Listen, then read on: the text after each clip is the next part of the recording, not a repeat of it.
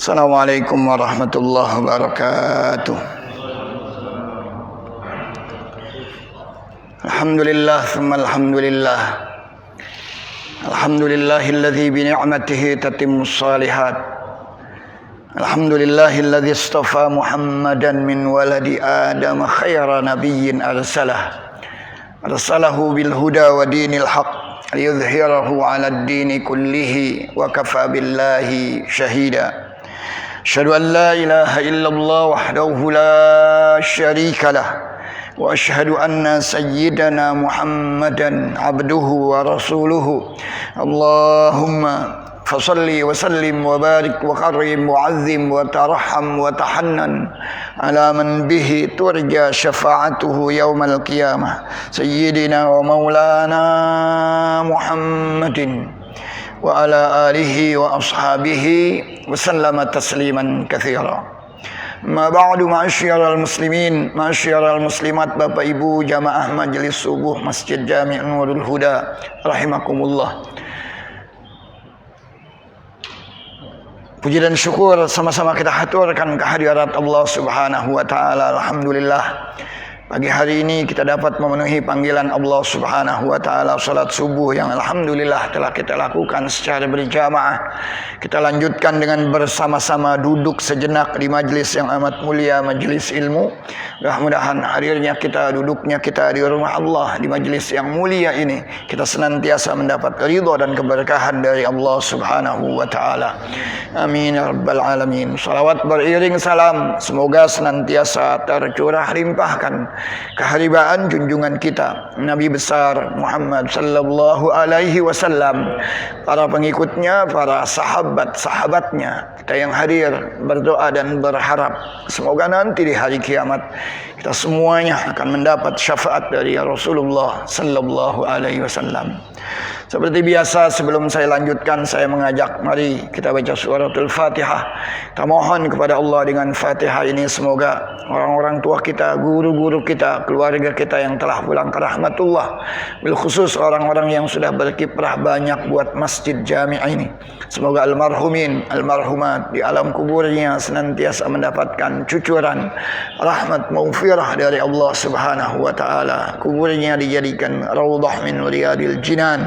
Dengan Fatihah ini kita juga mohon kepada Allah, jika pagi hari ini ada di antara keluarga kita yang sedang berbaring sakit, baik di rumah maupun di rumah sakit, semoga Allah Subhanahu wa taala segera angkat penyakitnya, pulihkan kesehatannya, berikan kesabaran, ketabahan kepada mereka dan keluarganya. Kita doakan anak-anak kita semuanya yang tengah belajar, tengah menuntut ilmu, semoga Allah Subhanahu wa taala yaftah lahum futuhal arifin. Allah bukakan pintu kecerdasan, Allah bukakan pintu keberhasilan. Allah jadikan anak-anak kita semuanya anak-anak yang salihin, salihat, taat kepada Allah dan Rasulnya, berbakti kepada orang tuanya, ilmunya kelak bermanfaat fid dini wad dunya wal akhirah. Kita semuanya yang tengah usaha, yang tengah ikhtiar, yang punya hajat, punya keinginan, semoga usaha ikhtiar kita mendapat ridha Allah, hajat keinginan kita dimudahkan dan disampaikan Allah, kita dibukakan pintu rizki yang seluas-luasnya. Bitilkan niyah wa ila hadratin nabiyil mustafa sallallahu alaihi wasallam. Al-Fatihah. A'udzu billahi minasyaitonir rajim. Bismillahirrahmanirrahim. Alhamdulillahi rabbil alamin arrahmanir rahim maliki yaumiddin. Iyyaka na'budu wa iyyaka nasta'in. Ihdinas siratal mustaqim. Siratal ladzina an'amta 'alaihim ghairil maghdubi 'alaihim waladdallin. Amin. Masyiral muslimin, masyiral muslimat, alhamdulillah sekali lagi kita dipanjangkan umur, disehatkan badan. Dan ini pertemuan pertama di tahun miladiah 2022. Mudah-mudahan tahun ini bagi kita semuanya menjadi lebih baik ketimbang tahun-tahun yang lewat. Masyiral muslimin, beralihnya waktu dari 2021 ke 2022, sekilas umur kita bertambah, sekilas. Namun pada hakikatnya kita semakin dekat untuk menuju ambang batas. Walikulli ummatin ajal, fa idza jaa ajaluhum fala yastakhiruna sa'atan wala yastaqdimun. Semua kita itu ada ajal, batasnya. Kalau sudah sampai ambang batas, maka kita tidak bisa meminta ditunda atau dipercepat. Maka ayo saya mengajak, sisa-sisa umur yang ada ini ayo kita manfaatkan dengan sebaik-baiknya. Jangan sampai terlewat waktu tanpa sedikit pun ilmu yang kita dapat, tanpa sedikit pun kebajikan yang kita lakukan. Kata orang-orang bijak, idza fatani yaum walam aktasib ilman walam astasni ayadan famadza takunu hayati. Kalau satu hari saja berlalu tanpa ilmu, tanpa kebajikan yang kita lakukan, apalah artinya hidup ini? Wahab Ibnul Warad di dalam buku Lataiful Ma'arif, beliau berujar begini, inna lillahi munadiyan yunadi fi kulli yaum, inna lillahi munadiyan yunadi fi kulli sabah. Allah memiliki penyeru yang selalu menyeru, memanggil-manggil kita setiap hari, setiap pagi. Apalagi kalau umur kita sudah 40 tahun. Kata beliau, ya abna al-arba'in lahab as-saba wa qad akaftum 'ala al-lahwi wal-la'bi. Wahai anak manusia yang umurnya sudah 40 tahun, masa anak-anak, masa main-main sudah lewat. Jadi tolok ukurnya itu 40 tahun. Kalau mau benar-benar, kalau bahasa saya, kalau mau nyublak sekalian. Kalau orang sana mengatakan life begin at 40. Kehidupan itu yang sesungguhnya katanya dimulai ketika umur kita 40 tahun. Ayo yang umurnya 40 tahun kita berhitung. Naik ke 50 tahun panggilannya beda lagi, kata Wahab Ibnul Warad. Ya abna al-khamsin antum zar'un dana hasadu. Wahai anak manusia yang umurnya sudah 50 tahun, kalian bagaikan tanaman yang siap dipanen. Udah kalau 50 udah deket. Naik 60 beda lagi panggilannya. Ya abna as-sittin halumu ilal hisab. Wahai anak manusia yang umurnya udah 60 tahun, ayo berhitung. Mana lebih banyak amal baik kita dengan amal buruk kita, amal soleh kita dengan amal salah kita. Ingat kita kepada Allah ketimbang lalai kita dari mengingat Allah Subhanahu wa ta'ala. Pagi seperti ini beruntung kita semuanya. Kita sudah bisa hadir memenuhi panggilan Allah Subhanahu wa ta'ala. Banyak saudara kita yang mengaku muslim, mukmin, tapi begitu dipanggil untuk segera menunaikan ibadah sholat subuh secara berjamaah, belum tentu dia terbangun. Padahal Rasul mengancam orang yang mengaku muslim, mukmin, kalau dia tidak sembahyang berjamaah mau dibakar rumahnya. Bahkan ada hadis riwayat Imam Ahmad, Imam Tabrani, Rasul sallallahu alaihi wasallam bersabda, al-jafa kullul jafa wal kufar wan nifaq. Man sami'a munadi Allah yunadi ila shalah yad'u ilal falah fala yujibuh. Al-jafa kullul jafa. Orang yang paling kasar, orang yang paling kufur, orang yang paling munafik. Siapa? Orang yang mendengar penyeru Allah, pemanggil Allah, yang memanggil untuk sholat, yang memanggil untuk meraih kemenangan, kebahagiaan, tapi dia tidak mendatanginya.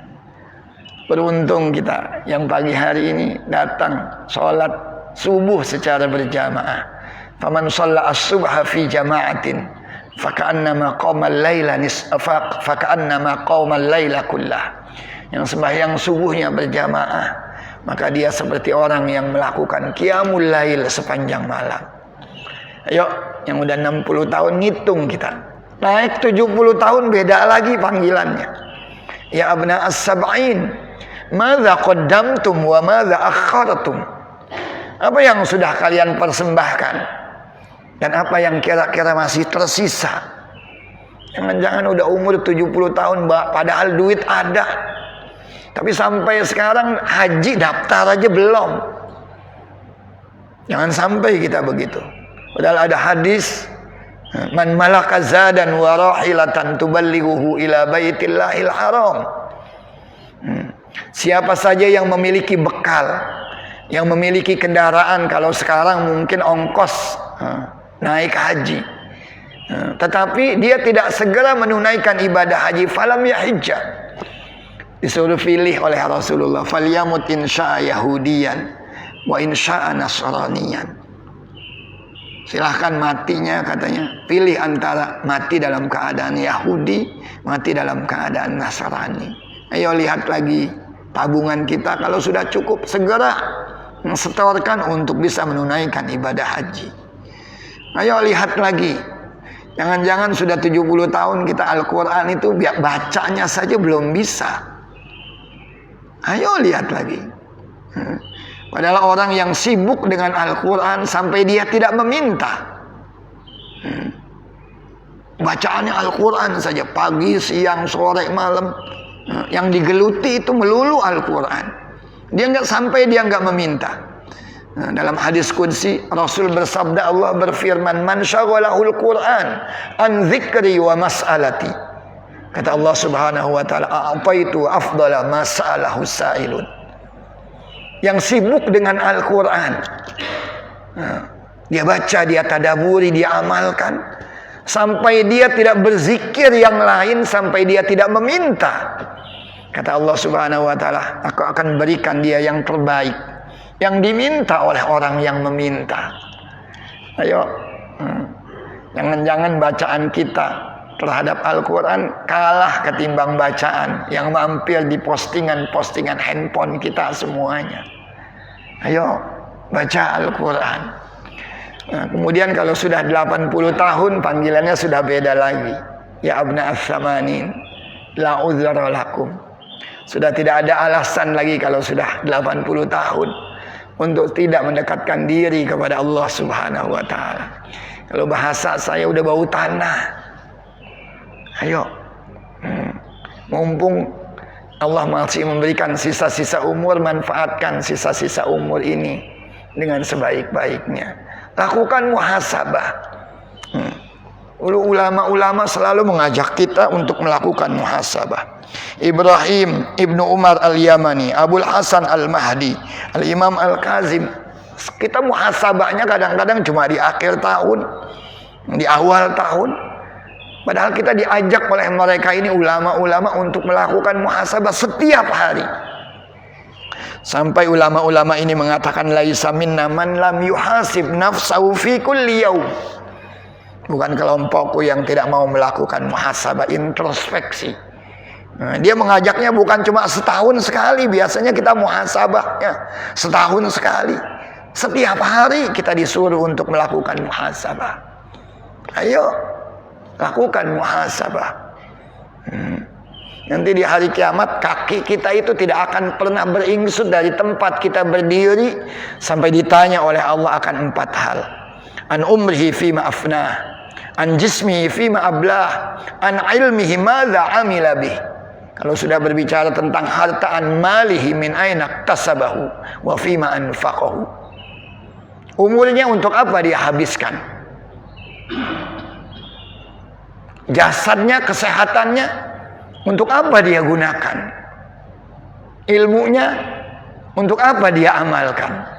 Tapi kalau sudah berbicara tentang harta, yang ditanya itu 2, min aina tasabahu wa fima anfaqahu.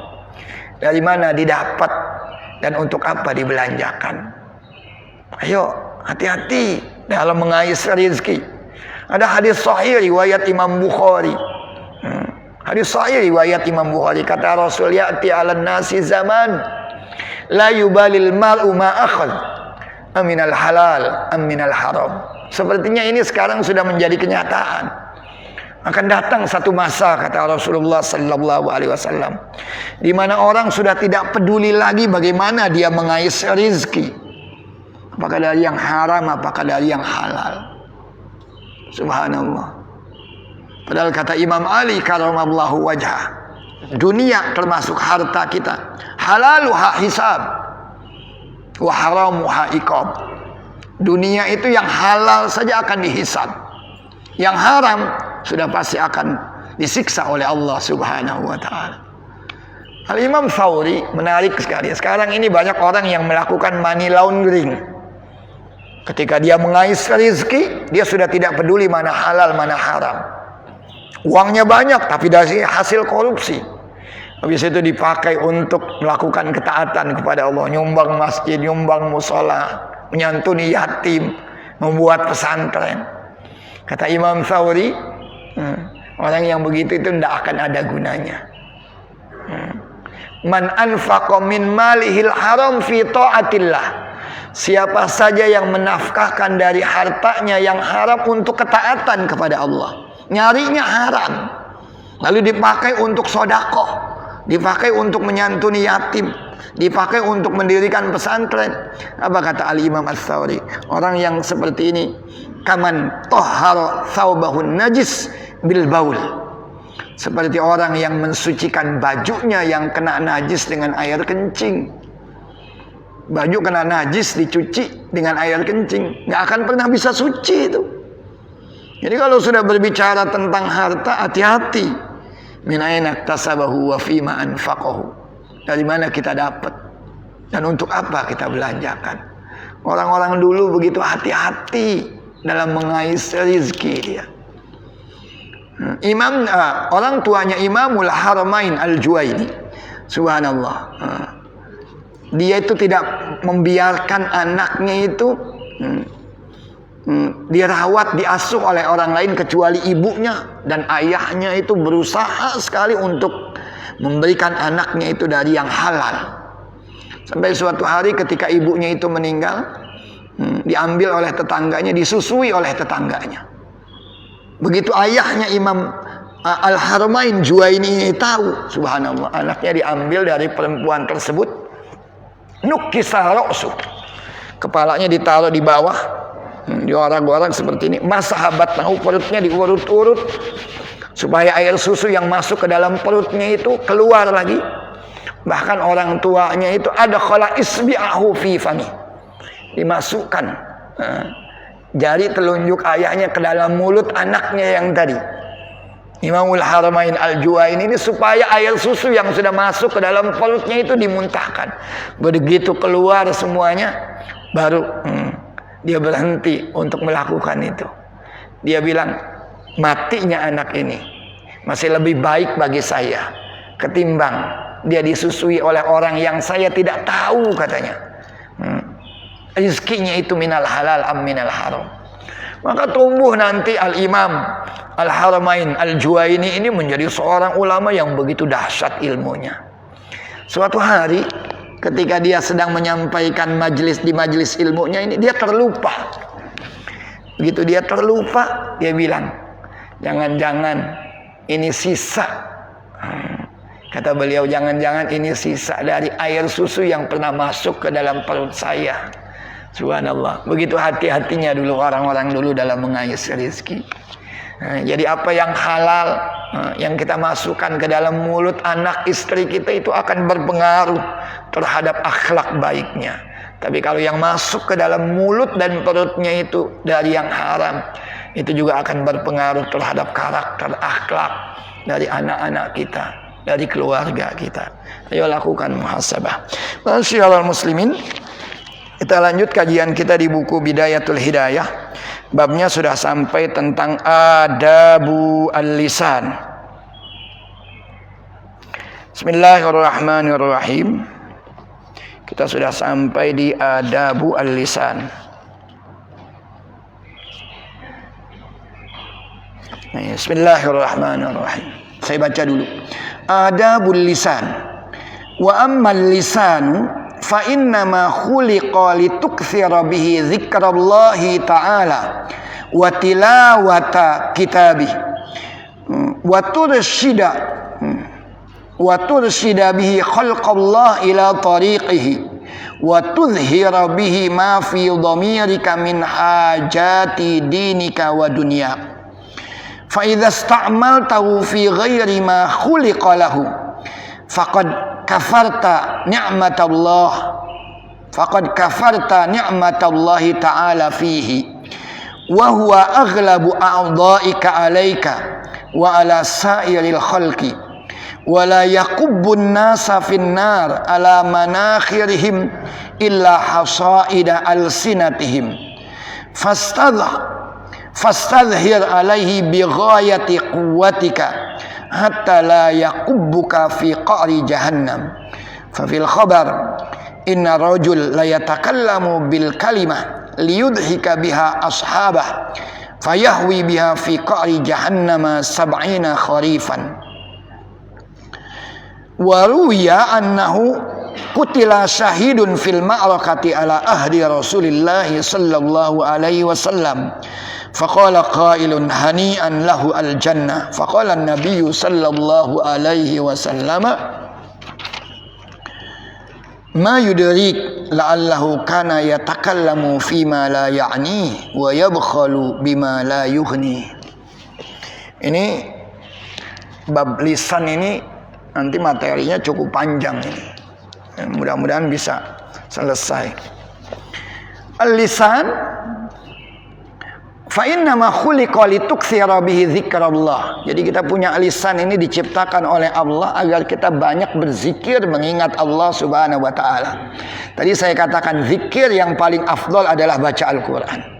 Tidak ada zikir yang lebih afdal ketimbang baca Al-Qur'an. Meskipun ada hadis yang bunyinya Rasul sallallahu alaihi wasallam bersabda afdalu ma qultuhu ana wan nabiyyuna min qabli la ilaha illallah, tapi dibandingkan dengan bacaan Al-Qur'an jauh masih lebih afdal. Tidak ada zikir yang melebihi afdalnya membaca Al-Qur'an. Khuliqa litukthira bihi dzikrallah wa tilawata kitabih. Berzikir mengingat Allah dengan kalimat-kalimat thayyibah, kemudian membaca kitab suci Al-Qur'an. Wa tursyida bihi khalqallah ila tariqihi. Nah, lisan kita ini kita pakai untuk menunjuki, mengajak makhluk-makhluk Allah yang lain agar sampai ke jalannya. Maksudnya ke jalannya adalah ke jalan ila dinihil haq alladzi salakahu Rasulullah, menuju jalan yang benar yang pernah ditempuh oleh Rasulullah dan sahabat-sahabat Rasulullah sallallahu alaihi wasallam. Pakai lidah ini untuk mengajak orang berada di jalan yang pernah dulu dilalui oleh Rasulullah sallallahu alaihi wasallam. Jelasnya jalan itu adalah jalan yang mengundang ridhonya Allah Subhanahu wa taala. Ini lidah. Wa tudhhiru bihi ma fi dhamirika min hajati dinika wa dunyaka. Dan dengan lidah ini kita bisa menampakkan dengan lidah kita ma fi dhamirika, apa yang ada di dalam dhamir hati sanubari kita, min hajati dinika, dari hajat-hajat agama kita dan dunia kita. Jadi dengan lidah ayo kita pakai dalam menjalani hidup dan kehidupan. Hidup dengan agama kita dan kehidupan dunia ini yang kita lalui. Jaga lisan kita, jangan sampai kita itu terpeleset.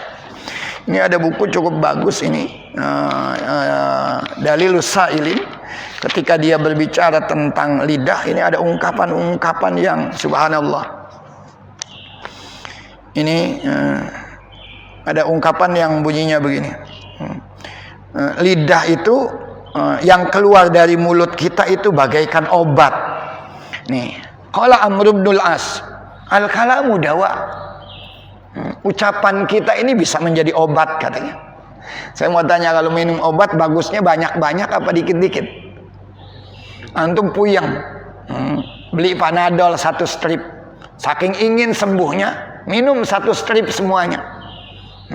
Sembuh apa malah justru membahayakan kita? Malah justru membahayakan kita. Itu kias yang dipakai oleh Amr bin Al-As, al-kalamu kaddawa.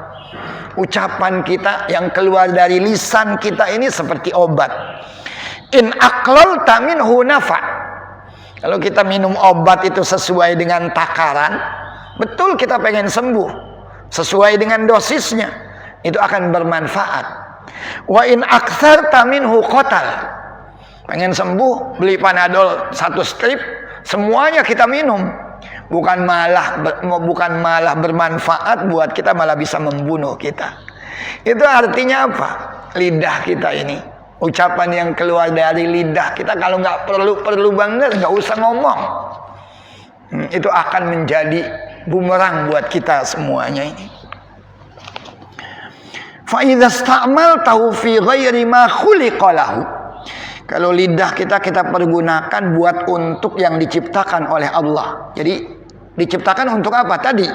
Lituktsira bihi dzikrallah, untuk memperbanyak mengingat Allah, membaca ayat-ayat suci Al-Qur'an, mengajak orang ke jalan yang diridhoinya. Faqad kafarta ni'matallah. Kalau kita pergunakan bukan untuk itu, maka kita sudah kufur akan nikmat-nikmatnya Allah Subhanahu wa taala. Kafarta ni'matallah. Wa huwa aghlabu a'dha'ika 'alaika wa 'ala sairil khalq.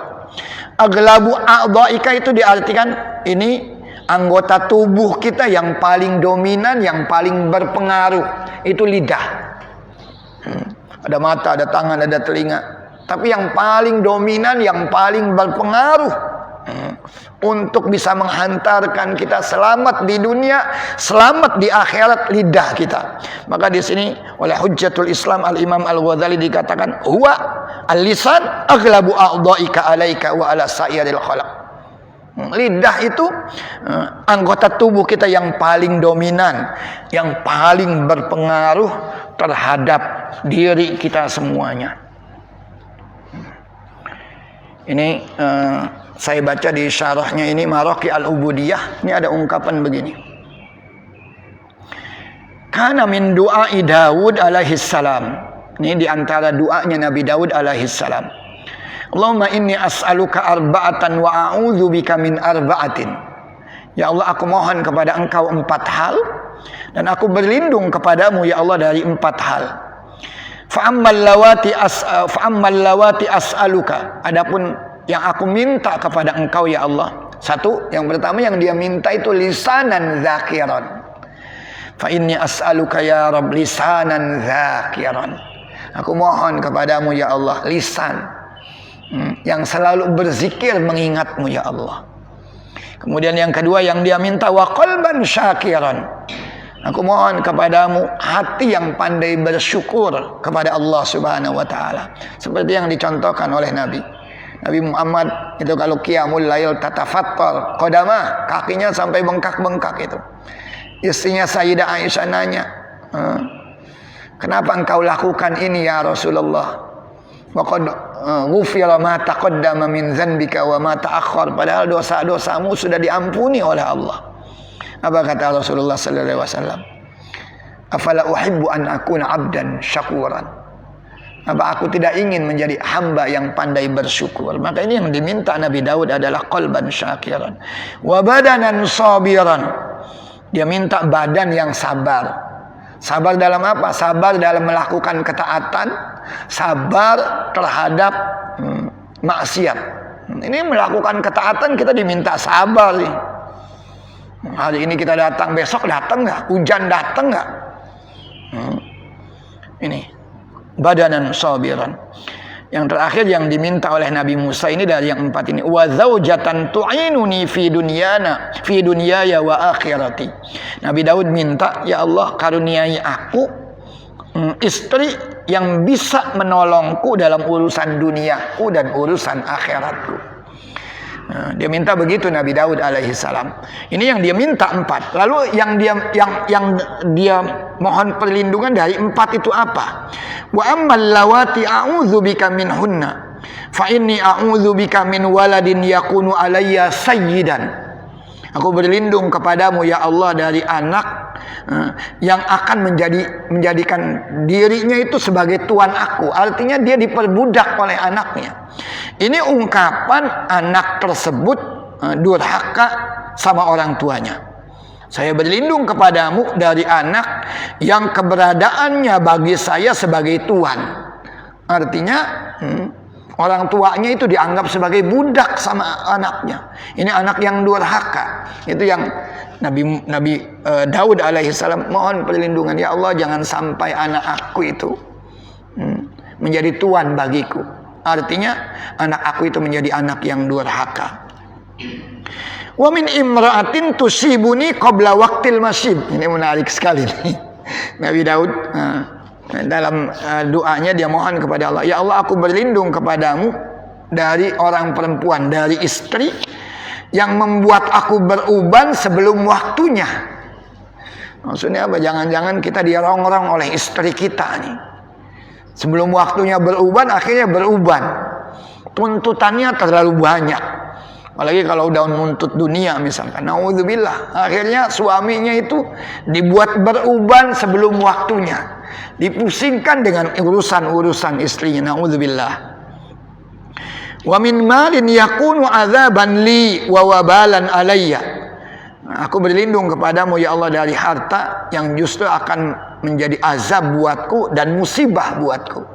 Mudah-mudahan harta yang kita miliki ini betul-betul al-mal as-salih yang bisa menghantarkan kita untuk meraih syurganya Allah Subhanahu wa taala. Jangan justru yang sebaliknya.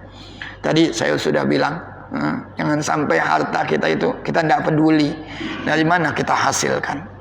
Kemudian yang keempat yang Nabi Daud alaihissalam mohon perlindungan kepada Allah Subhanahu wa taala, wa min jarin in ra'a minni hasanatan katamaha wa in ra'a minni sayyi'atan afshaha.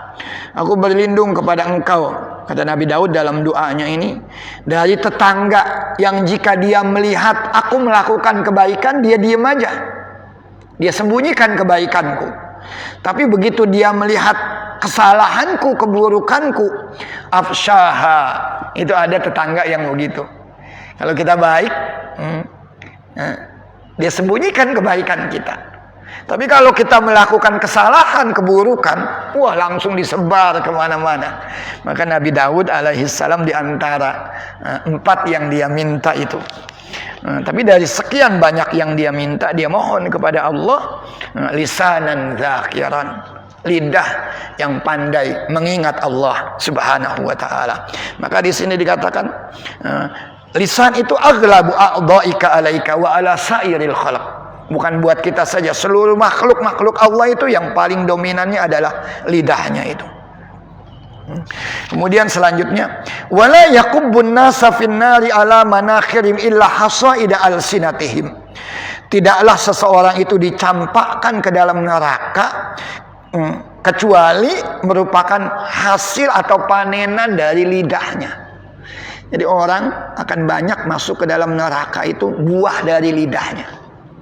Maka ada hadis Rasulullah, aktsaru ma yudkhilu an-nasa an-nar al-ajwafan. Yang paling banyak menghantarkan seseorang itu ke dalam neraka, mohon maaf, ada 2 lubang. Lubang yang di atas maksudnya mulut atau lidah, dan lubang yang di bawah ini. Maka wala yaqubbun nasa finnar ala manakhirim illa hasaida alsinatihim. Jadi buah dari lidah kita amat sangat menentukan kita akan ke surga atau kita akan ke neraka. Maka hadis siapa muslim yang sesungguhnya? Rasul bilang yang disebutnya al-muslim, man salimal muslimuna min lisani wa yadi. Yang pertama yang disebutkan itu lidah. Muslim yang sesungguhnya adalah muslim-muslim yang lain selamat dari gangguan lidahnya dan dari gangguan tangannya. Lidah dulu itu. Fastazhir alaihi bighayati quwwatika hatta la yaqubbuka fi qa'ri jahannam. Maka nampakkan oleh kalian, carilah cara untuk mengatasi lidah kamu dengan sekuat tenaga sehingga dia tidak menghempaskan kamu, membantingmu ke dalam keraknya neraka. Bagaimana caranya ini? Supaya lidah kita ini tidak melemparkan kita ke dalam qa'ri jahannam, ke dalam neraka jahannam. Fa fil khabar, dalam al-khabar dikatakan inna rajul la yatakallamu bil kalimah liyudhika biha ashabah fayahwi biha fi qari jahannama sab'ina kharifan. Dan ini sekarang fenomena ini sudah banyak ini. Itu kalau di televisi itu dilombakan bahkan ini. Bagaimana membuat orang itu tertawa sehingga ujung-ujungnya kalimat-kalimat yang keluar dari mulutnya itu kata-kata yang kotor, kata-kata yang mungkin isinya itu banyak dustanya. Itu sekarang sudah begitu itu. Ini ada hadis sebenarnya, inna rajul la yatakallamu bil kalimah liyudhika bihi ashabah. Ngomong dengan satu kalimat tujuannya supaya orang tertawa. Bagaimana supaya membuat orang tertawa ini? Akhirnya dia ngomong. Ini sekarang sudah jadi fenomena di tengah masyarakat, kita lihat di televisi itu. Dilombakan bahkan itu. Bagaimana cara membuat orang tertawa tapi dengan kata-kata, tapi saya khawatir ini kata-katanya mengandung kebohongan. Wailun lilladzi yuhaddits fayakdzib liyudhika bihin nas. Celaka orang kalau ngomong tujuannya bagaimana orang ini supaya tertawa tapi dia berdusta. Fayahwi biya fi qari jahannam sab'ina kharifan, dengan satu kalimat. Nah, ini dikhawatirkan di sini dia akan terhempas ke dalam jurang neraka. Berapa lama dia? Cuma dengan satu kalimat katanya bisa menghantarkan orang ke jurang neraka sab'ina kharifan. Sab'ina kharifan itu 70 musim, maksudnya 70 tahun. Jangan sampai kita begitu, cuma dengan satu kalimat kita terhempas ke dalam neraka sampai sekian lama. Sab'ina kharifan ini kalau di terjemahnya ini dari tafsirnya dikatakan ini menunjukkan lama. Jangan sampai cuma dengan satu kalimat kita dilemparkan ke dalam neraka jahanam itu untuk waktu yang cukup lama. Ini Al-Imam Syafi'i ngomong begini tentang lisan ini. Ifal lisanaka ayyuhal insan la yaldaghannaka innahu thu'ban. Jadi kata Imam Syafi'i ini, lidah kita ini bagaikan ular. Maka ifal lisanak, kata Al-Imam Syafi'i. Wa qala Syafi'i, ifal lisanak, jaga lisan ayyuhal insan, wahai anak manusia. La yaldaghannaka, agar supaya dia tidak menyengatmu. Innahu thu'ban, sesungguhnya lidah kalian adalah ular. Kam fil maqabir min qatili lisanihi, berapa banyak, kata Al-Imam Asy-Syafi'i, orang di kuburan yang terbunuh oleh lisannya. Artinya begitu dia di kuburan, dia disiksa di alam kubur cuma buah dari lisannya ini. Dia tidak bisa menjaga lisannya. Kam fil maqabir min qatili lisani. Kanat tahabu liqa'ahu asyaj'an, menjadi takut bertemu dengannya orang-orang yang pemberani. Orang-orang yang berani itu kalau bertemu dengan lisannya itu hati-hati dia. Maka jaga lisan kita dengan hati-hati. Subhanallah. Waruya, ini ada riwayat, kutila syahidun fil ma'arakah, ada orang gugur di medan pertempuran, di medan jihad. Ada orang gugur di medan jihad ala ahdi Rasulullah, di zamannya Rasulullah sallallahu alaihi wasallam. Lalu orang-orang ini menduga bahwa orang ini sudah pasti di surga. Nah, ini kan buah dari orang yang gugur sebagai mujahid atau sebagai syuhada di ma'arakatul jihad, itu surga. Wala tahsabanna alladhina qutilu fi sabilillahi amwat bal ahya'un 'inda rabbihim yurzaqun. Jadi memang mulia orang yang gugur di medan pertempuran sebagai syuhada. Ini ada orang gugur di medan pertempuran di masanya Rasulullah sebagai syuhada. Orang-orang ngomong begini, hani'an lahu bil jannah, berbahagialah baginya, dia akan beroleh surga. Jadi orang-orang yang enggak tahu itu mengatakan hani'an lahu bil jannah, berbahagialah orang ini karena dia akan beroleh surganya Allah Subhanahu wa taala. Tapi Nabi langsung ngomong gini, "Wa ma yudraka la'allahu kana yatakallamu fi ma la ya'ni." Kata Rasulullah sallallahu alaihi wasallam, "Ma yudarik." Apa yang kalian ketahui? Jangan-jangan, kata Rasulullah sallallahu alaihi wasallam, dia pernah mengucapkan pembicaraan atau pernah berbicara tentang sesuatu yang tidak ada faedahnya bagi dia. Ngomong yang nggak ada faedahnya, apalagi kalau ngomong tersebut sudah menggunjing orang. Nanti makanya ini di antara bahaya lisan itu ada sekian banyak, di antaranya itu adalah menggunjing, ghibah. Kata Rasulullah, ini kan orang-orang udah benar. Orang itu karena gugur di medan jihad, dia akan beroleh surganya Allah Subhanahu wa taala. Maka orang-orang mengatakan ini sahabat-sahabatnya, hani'an lahu bil jannah. Bahagia nih orang, beruntung nih orang, dia akan masuk ke dalam surganya Allah Subhanahu wa taala. Tapi Rasul langsung menyanggah, mayudrik, apa sih yang kalian ketahui tentang orang ini? Jangan-jangan la'allahu kana yatakallamu fima la ya'ni. Jangan-jangan dari mulutnya itu keluar ucapan-ucapan yang tidak berfaedah baginya. Wa yabkhal bima la yughni. Jangan-jangan dia kikir dengan sesuatu yang tidak membuat dia kaya. Jangan-jangan dia kikir dengan sesuatu yang dia tidak membuat kaya. Maksudnya dia punya harta, mungkin dia bakhil. Tapi padahal hartanya nggak membuat dia kaya. Ini yang pertama yang diwanti-wanti oleh Rasulullah Sallallahu Alaihi Wasallam. Jangan sampai kita berbicara dengan sesuatu yang justru pembicaraan kita akan menghempaskan kita ke dalam neraka. Maka fahfadz lisanaka min samaniyah. Maka yang selanjutnya ini, ayo jaga lidah. Jaga lidah dari apa? Yang pertama al-kizbu atau al-kazib. Jangan sampai kita berdusta. Ini saya baca dulu yang 8 itu apa saja. Yang pertama al-kazib, jaga lidah kita dari berdusta. Yang kedua al-khulfu fil wa'di. Artinya jangan suka menyalahi janji. Kita janji begini tapi kita nggak tepati janji kita. Yang ketiga al-ghibatu. Dan ini nanti yang paling panjang nih bahasanya al-ghibah. Jangan suka menggunjing orang. Apalagi nanti ada ghibah. Wa iyyaka wa ghibatul qura al-mura'in.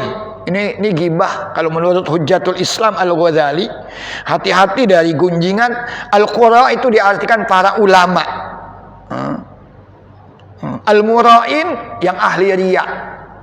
Jadi omongannya itu halus tapi sebetulnya dia menggunjing. Karena dia itu qura. Qura itu di sini diartikan sebagai seorang ulama, orang hebat.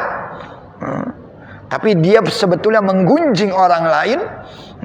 Dia itu melakukan amalan riya tapi halus. Maka di sini dikatakan nanti keterangannya bahwa antufhimal maksud min ghairi tasrih. Memberikan pemahaman akan suatu tujuan tapi tidak terang-terangan. Dia sindir dengan kata-katanya padahal dia sudah menggunjing orang lain. Ini nanti al-ghibah panjang.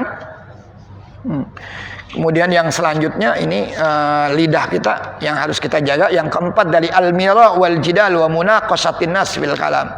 Berbantah-bantahan, berdebat, mengkritik orang lain. Nah ini sekarang udah jadi lihat di televisi. Sesama habaib aja main sindir-sindiran itu. Ada Habib Kribo, ada Habib Hasan itu. Ujung-ujungnya jadi begitu. Saling menyalahkan. Ini padahal memang sudah diwanti-wanti. Dan di dalam buku ini, Hujjatul Islam Al-Imam Al-Ghazali, itu nanti kalau kita baca sampai akhir, memang sepertinya dia sudah tahu nanti satu saat akan ada orang yang mengajak untuk selalu begitu. Jadi berbantah-bantahan, berdebat, mengkritik orang lain, bukan sifatnya membangun tapi saling menjatuhkan, ingin dia menang, tertawa di atas kelemahan orang lain. Ini yang keempat. Kemudian yang kelima itu tazkiyatun nafs. Lidahnya memuji-muji dirinya sendiri. Ini juga penyakit juga. Kemudian yang keenam nanti ada al-la'nu. Yang ketujuh itu ad-du'a alal khalqi, artinya berdoa untuk makhluk dengan doa kebinasaan. Jadi doain orang untuk binasa jangan. Doain dia mampus, nggak boleh, jangan. Doain dia mudah-mudahan dapat hidayah. Doain dia mudah-mudahan dapat hidayah. Dan yang terakhir nanti yang ke-8 ini lidah harus kita jaga dari al-mizah was-sukhriyah wal istihza bin nas. Al-mizah itu jadi bercanda. Ini lidah kita hati-hati, bercanda sebetulnya gue cuma bercanda. Ini di dalam buku ini ada orang bercandanya tapi dengan sesuatu yang diharamkan oleh Allah Subhanahu wa taala. Imam Ahmad marah besar itu sama orang yang bercanda tapi bercandanya itu nyinggung-nyinggung tentang agama.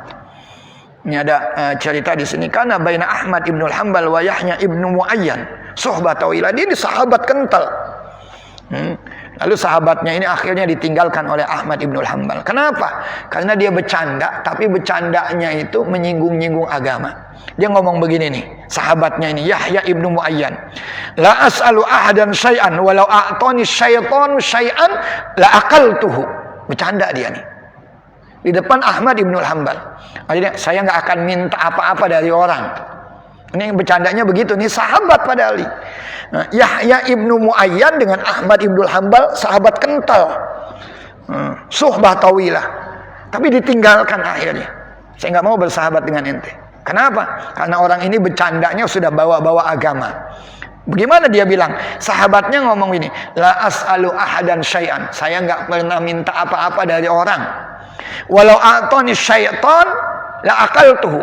Tapi kalau setan meskipun dia ngasih gua dikit aja, walau a'tani syaitanu syai'an, kalau setan memberi saya sedikit saja, la aqaltuhu, aku makan. Ini ada orang sekarang begitu, dalam mengais rezeki. Ini bilang, kalau udah duit katanya dari setan sekalipun, gua ambil. Itu namanya orang bercanda dengan agama tuh kalau menurut Ahmad ibnul Hanbal. Kalau udah duit katanya dari setan sekalipun saya ambil. Orang ini akhirnya sebetulnya minta maaf. Hatta i'tazal Yahya. Yahya ini minta maaf. Maaf ya, gue bercanda tadi. Kuntu amzah, kata dia. Saya bercanda. Faqala Ahmad ibnul Hanbal, tamzahu biddin?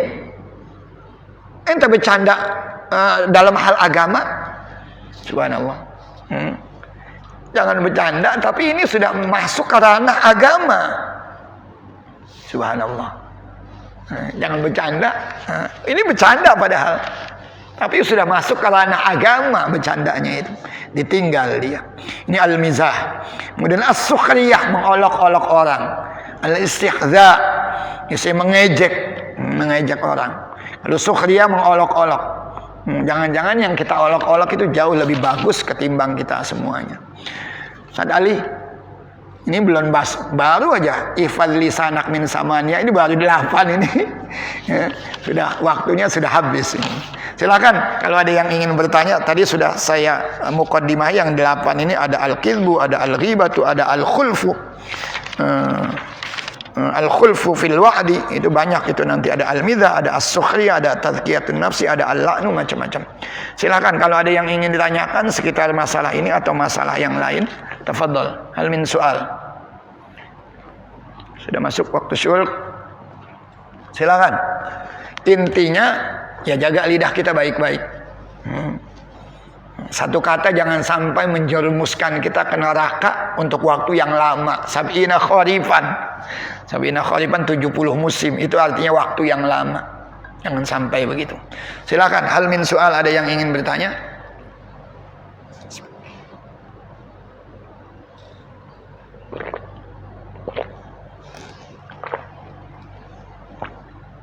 Hal min soal? Nggak ada? Paham semuanya dah ya. Iya, kalau udah bicara lidah ya. Sekali lagi ayo. Lidah ini yang tadi kalau bisa itu doanya Nabi Daud alaihi salam, minta sama Allah. Lisanan dzakiran, lisanan dzakiran. Minta lidah yang pandai berzikir, mengingat Allah Subhanahu wa taala. Dan saya katakan tadi, zikir yang paling afdal adalah Al-Qur'an. Syiarul muslimin, ini ada postingan bagus tentang Al-Qur'an ini. Saya baca ini ada postingan bagus, saya baca tentang lisan ini, tentang Al-Qur'an. Al-Qur'an adalah penolong di alam kubur. Sayyidina Sa'id bin Sulaim radhiyallahu an. Rasulullah sallallahu alaihi wasallam bersabda, tiada penolong yang lebih utama derajatnya di sisi Allah pada hari kiamat daripada Al-Qur'an. Ini penolong Yang paling dahsyat itu Al-Quran buat kita. Maka itu ada, kalau orang-orang khatam Al-Quran pasti doanya, Allahumma ja'alil Qur'ana lana fid dunya qarina. Ya Allah, jadikan Al-Quran buat kami itu qarin. Qarin itu kalau saya artikan itu teman akrab, teman dekat, pendamping kita. Buah dari kita selalu didampingi Al-Quran. Lihat, wa fil qabri munisa. Di kuburan dia akan menjadi penghibur kita. Wa fil qiyamati syafi'ah. Di hari kiamat dia akan menjadi penolong kita. Wa ala sirati nuran. Ketika berada di titian jembatan Siratal Mustaqim, Al-Quran itu akan jadi lentera lampu yang akan menghantarkan kita selamat dari titian jembatan Siratal Mustaqim. Kalau ada jilatan api neraka, wa minan nari sitran wa hijaba. Al-Quran itu akan menjadi penghalang kita dari sentuhan api neraka. Wa ilal khairati kulliha dalilan wa imama. Al-Quran itu menjadi dalil, imam kita untuk yang baik-baik ini. Al-Bazzar meriwayatkan dalam kitab La'ali Masnunah bahwa jika seseorang itu mati atau meninggal dunia, ketika orang-orang sibuk dengan kain kafan dan persiapan dikebumikan, tiba-tiba seseorang yang sangat tampan berdiri di hadapan mayatnya. Ketika kain kafan mulai dipakaikan, ia berada di antara dada dan kain kafan. Setelah dikuburkan dan orang-orang mulai meninggalkannya, datanglah dua malaikat, malaikat Munkar dan Nakir, yang berusaha memisahkan orang tampan itu dari mayat agar mudah para malaikat ini bertanya. Tetapi si tampan berkata, ia adalah sahabat karibku. Kalau tadi saya bilang qarin. Dalam keadaan bagaimanapun aku tidak akan meninggalkan sahabat karibku, itu Al-Quran. Kalau kita akrab dengan Al-Quran, nanti ketika di kuburan, sebelum ditanya oleh malaikat Munkar dan Nakir, Al-Quran menjelma menjadi makhluk yang begitu tampan, selalu mendampingi kita. Dia bilang, kata malaikat, saya mau tanya ini dulu. Enggak, dia sahabat saya. Sampai kapanpun saya tidak akan pernah meninggalkan dia. Jika kalian ditugaskan untuk bertanya kepadanya, kata orang yang tampan ini tadi, jelmaan dari bacaan Al-Qurannya, lakukanlah pekerjaan kalian. Aku katanya tidak akan berpisah dari orang ini, sehingga orang ini dimasukkan ke dalam surganya Allah Subhanahu wa ta'ala. Aku adalah Al-Quran yang terkadang dibaca dengan suara keras dan dibaca dengan suara perlahan. Jangan khawatir, setelah menghadapi pertanyaan Munkar dan Nakir, engkau tidak akan mengalami kesulitan. Kata Al-Quran yang menjelma menjadi orang yang tampan di dalam kuburan kita. Setelah malaikat itu selesai memberikan pertanyaan, malaikat menghamparkan tempat tidur dan permadani sutra yang penuh dengan kasturi. Subhanallah. Jadi kuburannya menjadi raudhah min riyadil jannah. Ayo, zikir yang paling afdal adalah baca Al-Quran. Mudah-mudahan ada hikmahnya. Kalau tidak ada yang ditanyakan, saya tutup kajian pagi hari ini dengan mari bersama-sama membaca doa kafaratul majlis. Subhanakallahumma wa bihamdika asyhadu an la ilaha illa anta astaghfiruka wa atubu ilaik. Wassalamualaikum warahmatullahi wabarakatuh.